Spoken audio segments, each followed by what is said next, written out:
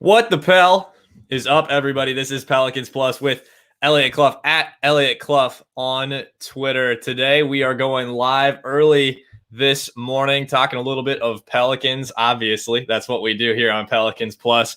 And if you're listening on YouTube, Twitter, Facebook, etc., make sure that you subscribe, like, drop a comment, everything. We're hearing from some fans today. We already got one in the waiting room. Very excited about that. And if you are interested in joining the show today, I can add you in. Just read that ticker across the bottom. I'll shoot you a message.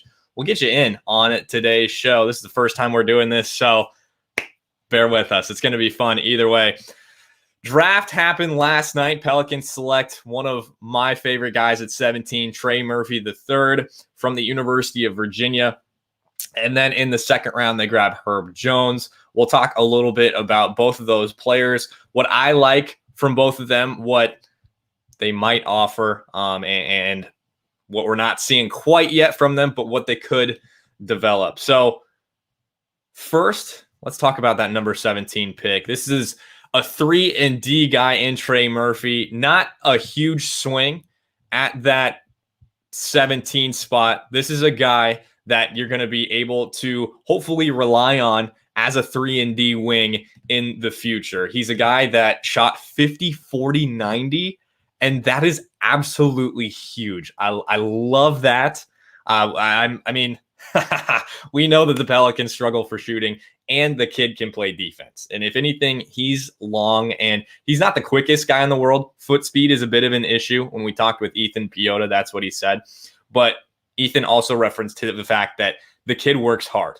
He's going to work hard every single day for you and your basketball team to improve, get better. He showed that at Rice. He showed that at Virginia. He's going to be able to do a lot, not necessarily in terms of, being a star, but he's going to offer a lot, hopefully in the long term, as a role guy that can be 3-and-D. And if he develops into a star, who knows?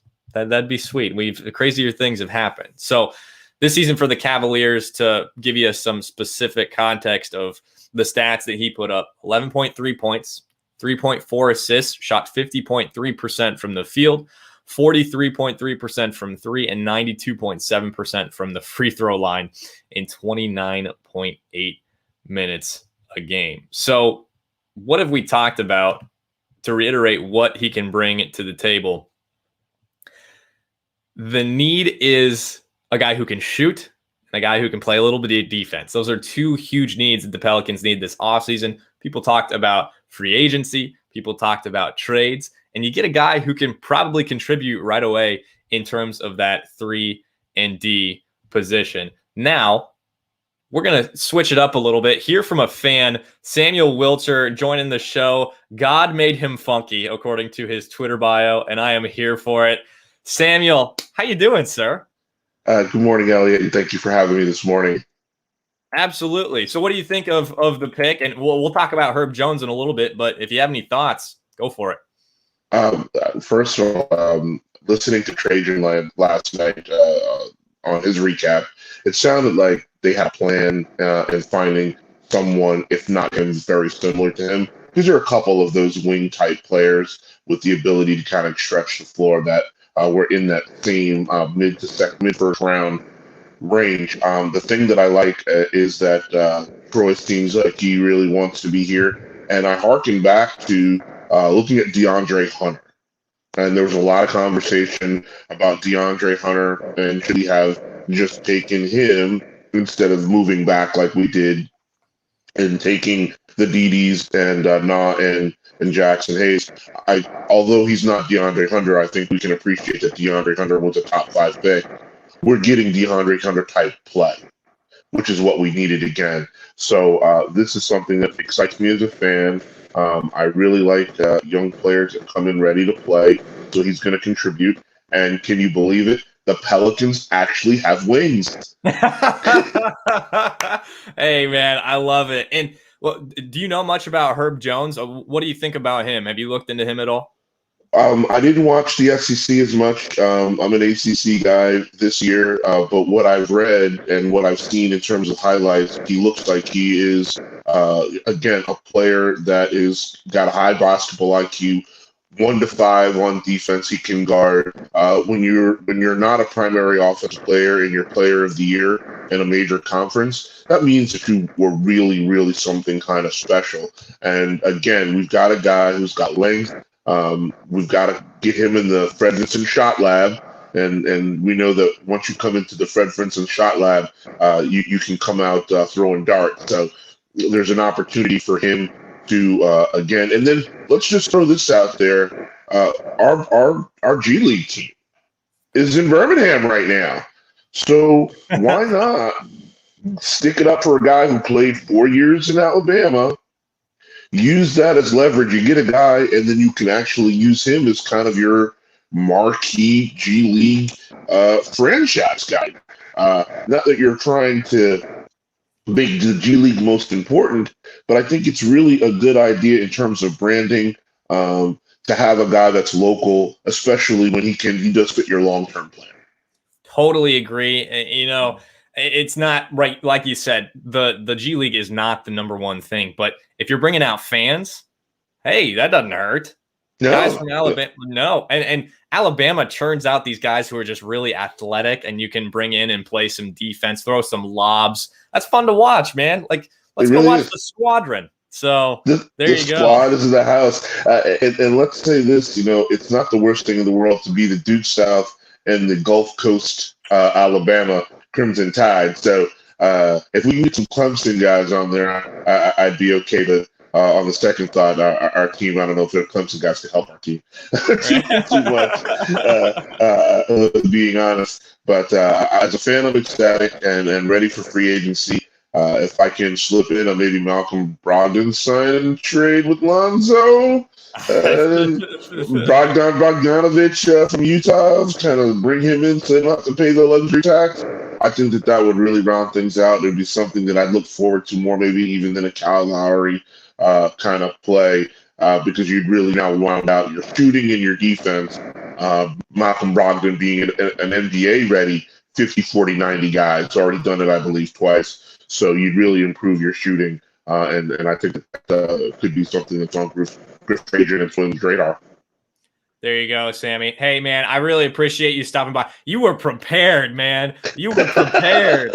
I got some competition up in here. Hey, I don't know competition, but I do enjoy talking, and if there's ever an opportunity to come on and share some time with you, Elliot, I really would appreciate it. I do thank you for this opportunity. I'll say this one last thing. I think we need to make the 12th night a thing in New Orleans, since there's only 12 of us and we love Mardi Gras. Let's make the 12th night a thing. I want to be the leader of the 12th night. I love it, man. Hashtag the 12th nights. Started on Twitter, Sammy. Started on Twitter, bro. You're right. Hey, we'll talk soon, man. You have a good one. Thank you. Thank you so much. All right, and there was Samuel Wilcher joining us a little bit. He engages with us a little bit on Twitter. Kevin, we'll get you in here soon as well. I'm going to talk a little bit about Herb Jones, and we'll discuss that momentarily. Looks like we're going to get Lyle Swithenbank in as well. Very excited about that. Doing a little bit of a radio show on today's episode of Locked On Pelicans. Very excited about that. But anyway, Kevin, I'm shooting you the message right now. You might be in a waiting room for a little bit, but we will get you in one way or another. Anyway, looks like you're in for the 12th night, but hey, I sent you a message either. Anyway, so all the other draft stuff, since we got Sammy on, and the possibility of having some other fans as well, this draft situation. One thing that I really like is the idea that, well, there we go. Sorry.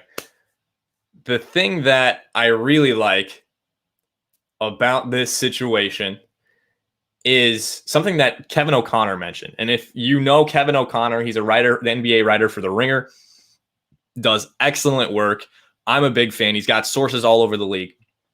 I think it was him. It was either him or Chris Vernon. And they mentioned this on their podcast, is that recently, teams like to go for the big swing if they're in the top when they're in the lottery, they like to go for the big swing. That's how you instantly, well, maybe not instantly get better, but have a chance at getting a superstar, right? That's how that happens. And so what the middle teams in the first round are left with are these sort of role players that can step in and be pretty good, but they ultimately contribute to teams that will go far in the playoffs or at least get to the playoffs. And when you're thinking of that, you're thinking of maybe like a Mo Bamba. They take him early and it's a big swing, but you don't get him right away. And then that, or you're getting a Cam Johnson in the middle of the first round. And this is a guy that can come in and contribute right away. And that's the difference. We know Mo Bamba has been a bust. I mean, maybe not a bust because he's a little bit younger and he's got some time, but Cam Johnson just went to the finals with the Suns after years of not going to the playoffs. And if you can get a contribution like that from a Trey Murphy, that's fantastic. I love that. Trey Murphy and Cam Johnson, I mean, they're not going to be the same player, but the prototype is there. The big, long guy who can defend some of these other skinnier guys in the NBA that can fill it up and that can hit shots. That's what you're going for with a Trey Murphy. I love it. We've got Lyle Swithenbank in the waiting, so we'll get you in just 1 second here, Lyle. So to continue, not a high-end pick, but it didn't have to be at 17. And taking a high-end guy at 17, probably not worth it.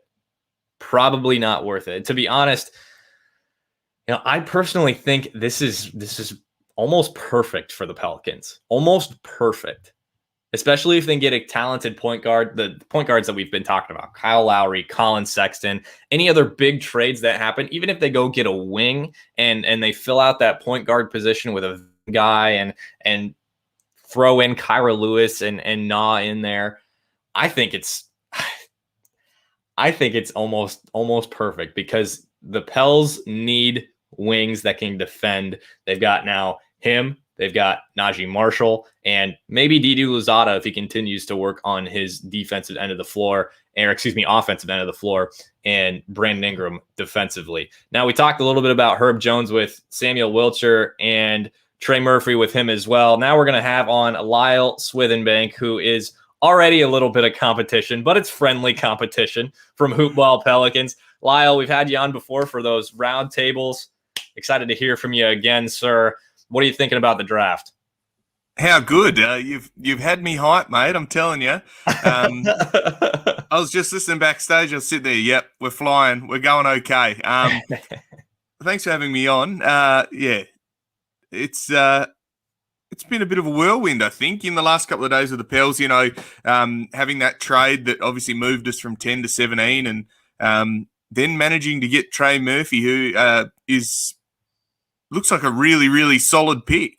It's the sort of guy that, 6'9", 7 foot wingspan, shoots a bit, defends a bit, 50, 40, 90 with his shooting splits, I don't think we could have got a guy this good. I had no hope whatsoever, and managed to get a guy like that. So really, really impressed with how they managed to land him at pick 17.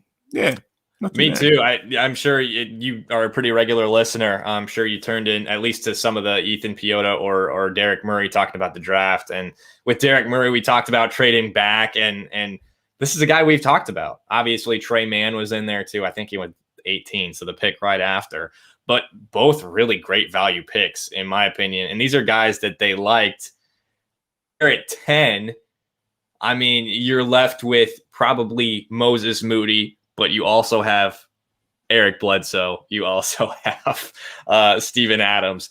And I think the Pelicans just continue to win this trade, especially after the Grizzlies went away with Zaire Williams. Like, they could have got him at 17. I didn't understand that pick, and when Borknight goes at 11 or something to thereafter to the Hornets, who don't need him either, but I don't know what those guys are doing either. But there was just some good picks. Moses Moody was still around. Some really high value guys that I don't understand what they were doing there. I really don't. And listening to our my Grizzly counterpart, a Hoopball Grizz, they talk about, a few of those guys that maybe we have to get worse to get better, and being Memphis. But did they? I mean, they played against us a couple of times. They saw what the guys we were giving them were like, and then still just. I think they missed the mark. I don't know. I'm happy to be corrected by them, but I think they missed it a little bit at pick 10. Right. And I mean, they could have probably, they could have held on to their picks, but they're probably going to move Eric Bledsoe from what we're hearing. So hopefully they don't. They're in the same division. I'd be okay if they weren't able to find a suitor, but they may very well buy him out. I mean, we saw that the Thunder just took on Derek Favors for more picks added to their treasure trove of picks. So who knows? Maybe they're able to get another young guy in exchange. Either way, Pels won the trades. That's all we care about, right? Exactly. You get big JV. I mean, all year, every time we played him, I said the guy that we have to watch out for is him. He's the only one that we can't account for. We didn't have a proper matchup that could punish him on both ends, and all of a sudden we go and get him. So I'm not mad at all about that. And, what is he in his final year of the contract, I think. So, it gives us that flexibility that perhaps we didn't have with Steven and with Eric, obviously. But, knowing our luck, those two guys will turn into Shaq and Kobe and every time they play us. It's just our luck. Yeah. Well, flexibility on the court, flexibility off the court as well for money. So, able to make some trades. We'll see how that goes down. I'll be talking about that as we continue into this coming week. I'm sure you will as well, Lyle. Check out his podcast, Hoopball Pelicans, if you want a little bit of foreign flavor. There we go. I like it. It sounds so exotic. Right? A big fan of Lyle. He does great work. Make sure to check that out. Lyle, we will talk soon. Thanks for hopping on, buddy. Thanks for having me, mate. Talk soon. All right, and now we're back to it, talking a little bit about Herb Jones, and I think that's all the points that I had to make about Murphy. But actually, before we do that,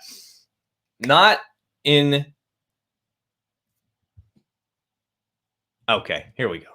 Had to see what I was talking about there for a second, but when we were talking about going and getting a point guard or a third star or something like that, going forward for Brandon Ingram, for Zion Williamson, the Pelicans are going to get that important third player probably in a trade. Probably not free agency unless they're able to go out and get Kyle Lowry one way or another. But I would venture to guess it's going to be in a trade. I know they're interested in Kyle Lowry, so free agency is on the table there for him. And if you can get DeMar DeRozan cheap, I guess, to complement some people like that. I don't know. Pairing DeMar and Brand, I don't know about that. But anyway, that's why Murphy and Mann were my choices in the first round, because these are guys that can fill voids that are very apparent on this roster, and they can contribute right away. And at 17, that's what you're going to look for. You're not going to look for the home run hit. You're not going to look for a guy like a Brandon Boston Jr. who didn't go until late 50s. You're not going to go for JT Thor and swing for the fences. That's just not what you're going to do at 17. But these guys can contribute. They can continue to get better, but they don't have to be the next Zion. And that lifts so much pressure off these guys. You're not drafting a guy for the possibility of him being a 30 points a game kind of guy at 17. These guys are probably going to be at their ceilings, like 15-6, or right now coming in early, they'll probably be like 7-3, something like that, but they will contribute. Murphy is just a great fit for this team. He's a spot up shooter, not one to really put it on the deck and attack. That's not his game. He's a spot up guy. And if he can add some movement to that shot and be able to hit shots, that's awesome. I'm all for that. And that'll make him much more of a threat offensively. That gravity that he has as a spot up shooter is beneficial. Lonzo had that to a degree this last year, but Trey's a little bit different. The release point's higher, and he's younger. He adds a little bit more of a threat. That guy, Jaywalk, if you want to join the show, bro, you've commented pretty frequently. Just hit my DMs or my mentions on Twitter, and we'd love to get you on. Summer League is definitely going to be fun. Very excited to see Trey Murphy. By the way, he won't be able to play for the Pelicans until the trade is official. League timeline, at Summer League, he won't be able to play. But at least not until the trade goes through. I'm not sure how many games he would miss, what have you, but one way or another, he will play for the Pelicans in the Summer League. It just won't happen right away. That's not what's going to happen, unfortunately, but he will be playing for this team. Now, reminder that you can join us, not just that guy, Jaywalk, everybody else who's watching on Twitter, YouTube, Facebook. Go to Twitter, message me, and let me know you want to hop on, and I can shoot you a message to join the show. We already had Sammy Wilcher on, and then Lyle Swithenbank, who I'm a big fan of, Hoopball Pelicans, our Aussie friend. But now we're talking a little bit about Herb Jones. That second round pick at number 35. That pick was acquired from the Cavaliers, I don't know, a while ago, because it didn't register as to when it was. Either way, Herb Jones at 35. This is a guy that we really did not talk about at all on any of our pre-draft shows. So anything that I know about him right here is based on the little research I've been able to do. Looked at basketballnews.com. That's where Derek Murray covers the draft, and looked into what he could bring, watched some film in the little amount of time that we've had in the in-between. And this is a glue guy that can contribute defensively. This is a pick that you're hoping he'll be able to grow on the offensive end. You send him to the G League. He develops a little bit. He provides some ticket sales for that Birmingham Squadron team because he's a local Alabama kid. You get people that are just Alabama basketball fans. They come out and say, hey, we get to watch our guy play professionally.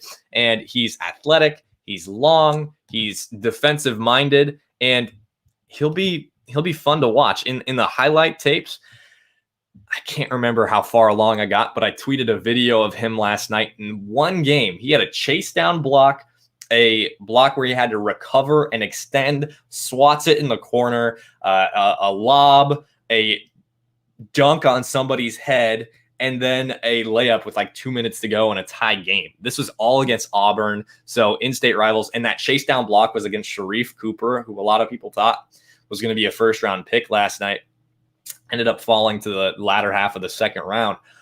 But Jones, this dude has the motor of Josh Hart and the length of Brandon Ingram in essence. He's, I believe, I'll look at the frame here, but he's 6'8" with a 7-foot wingspan, and with the motor. And that chase down block, he was at half court. Sharif Cooper was probably inside the 3-point line going for a layup, and that dude exploded and swatted the crap out of the ball on that highlight tape. If you want to check that out, again, that's on my Twitter feed, so do that for sure. But a lot of people were looking for Jeremiah Robinson Earl at this 35 pick, maybe at 43. And I think the Pelicans probably could have got Herb Jones at 43. They ultimately decided to trade it to Portland. And I would have loved for them to grab Ayo Dosunmu and then grab Herb Jones. But that's okay. That's okay. Not losing any sleep over it. Dosunmu will be a good role player, probably at high-end starter in the NBA. I'm not going to be a star or anything like that. So I think that type of player is replaceable. But, I mean, I mentioned it. Motor, effort plays, length, intensity, and athleticism. Offensively, it's the athleticism that's going to carry him for a little while, especially in the G League. That's what you're going to be looking for. That's what you're going to see on the offensive end. Jump shot, not really there. He shot the three. He's a senior. He was a senior this last year. He shot the three at a clip of 1.7 per game and made 35%. So the percentage is good. It's not great, and especially on that little amount of it's a small volume of 3-point shots that you're looking at. So it's not necessarily going to be conducive to him making 3-point shots right away. It's something he can work on. And with that athleticism, the defensive high end, what he brings in terms of intensity, desire, that I mentioned it with Colin Sexton, what this team needs, that guttural desire to win. And what I'm hoping for is Herb Jones can ultimately bring that and to the active roster in New Orleans. And then the other comp that I have, and again, this is on the little that I know, it's Najee Marshall. Like, Najee Marshall came in undrafted, helped defensively right away, and has been a really fun story, really fun to watch. And he ultimately got signed to a fully guaranteed contract. And obviously, you're hoping that a draft pick can become that in Herb Jones. But man, I'm excited words are hard. Excited for what he can bring to the table.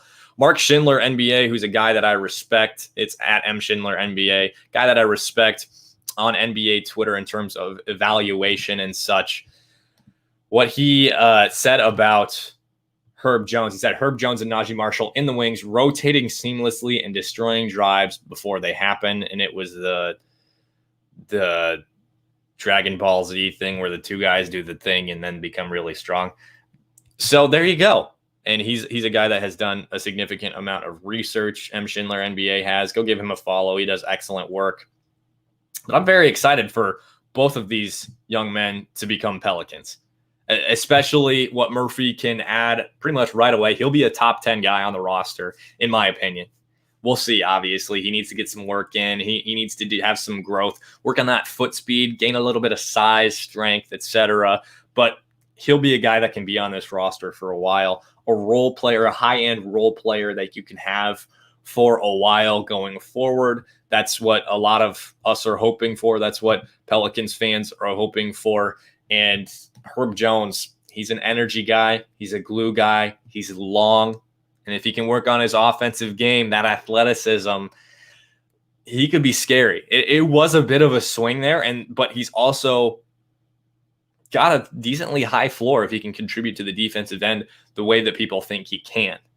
And some people at 35 weren't super happy with it, and I kind of understand it. I mean, if you wanted to swing for the fences at 35, the Pelicans could have. JT Thor was there. Jared Butler was there as well. Like I mentioned, Ayo Dosunmu, Deuce/Miles McBride was available, and I talked about him at 17. This is a guard who's probably a little bit better defensively than Trey Mann was, according to Ethan Piotto when we talked with him a couple nights ago. So they could have done that. They probably could have gotten Herb Jones at 43 too, but they liked him at 35. They took him, and that's what it is. So excited to see what these guys can become, what they can evolve into. And last call for if anybody wants to join in on the show. We already had Samuel Wilcher and Lyle Swithenbank in on, and it was really fun to talk with some fans, some listeners. Obviously, Lyle's in on the podcast game as well. But if anybody wants to hop in, I'll address one more thing. Last night, what the NBA did for Terrence Clark and his family was just, I mean, like, I'd like to think I'm pretty in tune with my emotions. I'd like to think that my parents did a pretty good job of that, while also, cultivating a little bit of masculinity, because, femininity, emotions, people tend to tie those in. Whatever. I'm a masculine man in tune with my emotions. Hopefully I don't get canceled for whatever I just said. But what they did for Terrence Clark was awesome. There's no way around it. What they did for his mom, it brought tears to my eyes. I'm not going to lie. I mean, the kid was 19, died in a car crash, and would have been drafted last night. So a very sad situation, but just an incredible act by the NBA and Commissioner Adam Silver, saying that the NBA drafted Terrence Clark. If I were his mom, I would have been bawling. And it's either his little brother, or I'm assuming it was, pointed at the TV screen and said, "It's Terrence." And it was really heartwarming. So good on the NBA. Very happy that they did that. And rest in peace, Terrence. It was tough to watch, but hey, it was awesome for them to do as well. Anyway, Pels fans, again, Trey Murphy, Herb Jones, they're on their way to New Orleans. Very excited to see them in the Summer League, Las Vegas. I'm sure we'll be able to watch that one way or another, NBA League Pass or on ESPN or whatever happens there. We'll be talking about their development as we know it. And then, of course, free agency, trades starts next week. It's going to get wild. Stay tuned, folks. Once again, I am Elliot Clough at Elliot Clough on Twitter. Go check out bootcrewmedia.com. Subscribe on YouTube. Drop a like, drop a comment, all of that. Let us know what you're thinking about the picks and what you want the Pelicans to do in free agency, trades, whatever. Folks, thanks so much for tuning in today. I am Elliot Clough at Elliot Clough on Twitter, and this was Pelicans Plus.